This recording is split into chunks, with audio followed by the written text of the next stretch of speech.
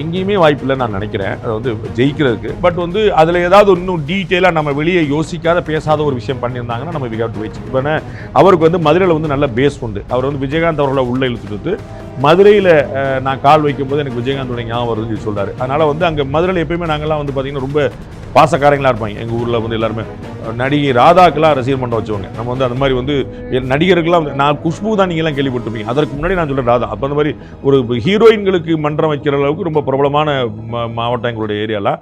அங்கே வந்து ரொம்ப அப்படி பாசமாக பொங்கி இழுத்துருவாங்க. அப்போ வந்து கமல்ஹாசனுக்கு ஒரு பக்கம் வரும்போது ராதாக்கு மன்றம் வச்சு ஓடிட்டு இருக்கும், அந்த பக்கம் ராதா மன்றம்னு போட்டுருக்கு. அந்த மாதிரி பயங்கரமாக இருப்பாங்க. ஸோ அங்கே வந்து ரசிகர் மன்றமும் நல்லா ஜோஸ் இருப்பாங்க. நீங்கள் பார்த்தீங்க அடித்து தூக்கி கீழே போட்டாலும் எப்படியாவது பார்த்தோணும் அப்படிங்கிற மாதிரியான மக்கள் உள்ளது. ஸோ அந்த பெல்ட் ஒரு வாய்ப்பு இருக்குது. கொங்கு பெல்ட் அவங்களுடைய ஆர்ஜின் மாதிரி அவங்க ஃபீல் பண்ணுறாங்க. அங்கே வாய்ப்பு இருக்குது. சேஃபர் ஜோனாக நிறைய ரூரல் கிராமங்கள் அதிகமாக இருக்கக்கூடிய வன்னியர் ஓட்டும் பட்டியலத்தர் ஓட்டும் அதிகமாக உள்ளக்கூடிய அந்த ரெண்டு பக்கம் நிறைய டேமேஜ் பண்ணுறாரு. அதனால் வந்து அவர் முதல்ல தேர்ந்தெடுத்து விக்கிரவாண்டி தாங்கிறத பார்த்தோம். நம்ம வந்து அப்படியே விஜயகாந்த் அவருடைய பேட்டர்ன்லேயே தான் அவர் ட்ராவல் பண்ணுறாரு. விஜயகாந்த் அவர்களும் அங்கே தான் நம்ம வந்து முதல்ல போட்டு அவர் ரமணா படத்துக்கான விஷயங்கள் எல்லாமே அங்கே தான் பண்ணி அந்த பக்கம் தான் வந்து உளுந்தூர்பேட்டையில் எல்லாமே அங்கே தான் பண்ணார். இவர் அதே மாதிரி தான் அங்கே வந்து பிளான் பண்ணார். முதல்ல வந்து விருதாச்சலம் ரிஷிவந்தியன்னு 2 முறை போட்டிட்டதுமே அங்கே தான் அவர் பிளான் பண்ணார். அதே மாதிரி இவர் வந்து விக்கிரவாண்டியில் தான் வந்து அதே மையப்புள்ள தான் அவர் தன்னுடைய முதல் மாநாட்டை நடத்துகிறார். அதனால் இந்த 2 வாய்ப்பும் இருக்குது. நம்ம வந்து வட மாவட்டத்தில் தென் மாவட்டத்தில் மதுரை பக்கத்தில் சுற்றிங்க தான் இருக்கலாம்.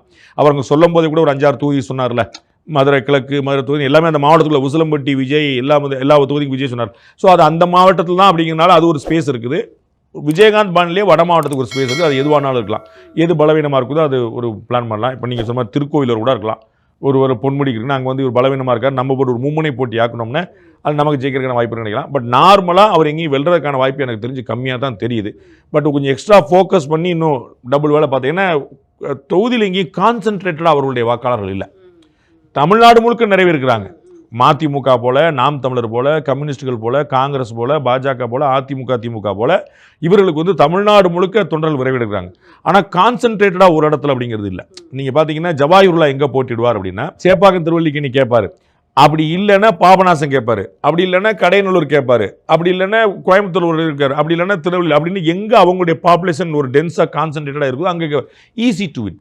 அப்போ சிறுபான்மை சமுதாய மக்களும் ஓட்டு வந்துடும், மற்றவருடைய ஓட்டு வந்துடும், உத்தரவாதம் அந்த மாதிரி சம்பந்தம்லாம் போய் நிற்க மாட்டாங்க. அப்போ அந்த மாதிரி விஜய்க்கு வந்து கான்சன்ட்ரேட்டடாக ஒரு இடத்துல ஓடு. இப்போ இந்த இடத்துல பயங்கரமாக இருக்குமான்னு சொல்ல முடியாது.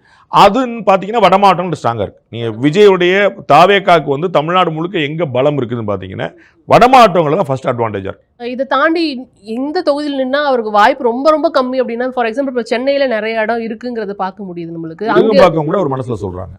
என்னால் உத்தரவாதப்படுத்த முடியல. நம்ம வந்து தொகுதி ஏன்னா இவங்கெல்லாம் ஒரு 10-15 வாய்ப்பு வச்சுருப்பாங்க. ஃபில்டர் பண்ணிட்டே வருவாங்க. ஒரு நாள் தான் எஸ் சொல்லுவாங்க. அந்த எஸ் சொல்லுக்கு முன்னாடி வண்டி ஓடிடும். கதை சொல்கிற மாதிரி 15 பேர் கதை சொல்லுவாங்க. அது வந்து கேட்டுகிட்டே இருப்பாங்க. கேட்டுக்கிட்டு ஏதோ ஒரு நாள் அவங்க மைண்டில் ஒரு ஸ்பாக் வரும். அதுக்கப்புறம் தான் அவங்க சொல்லுவாங்க. ஸோ இன்றைக்கி அவங்க சொல்லுவாங்கன்னு சொல்ல முடியாது. விருகம்பாக்கமும் அந்த மைண்டில் இருக்குன்னு சொல்லி சொல்கிறாங்க. நம்ம வந்து பயத்தை பார்க்கணும். விருகம்பாக்கம் ஏடிஎம்கே பிஜேபிக்கு நல்லா இருக்குது.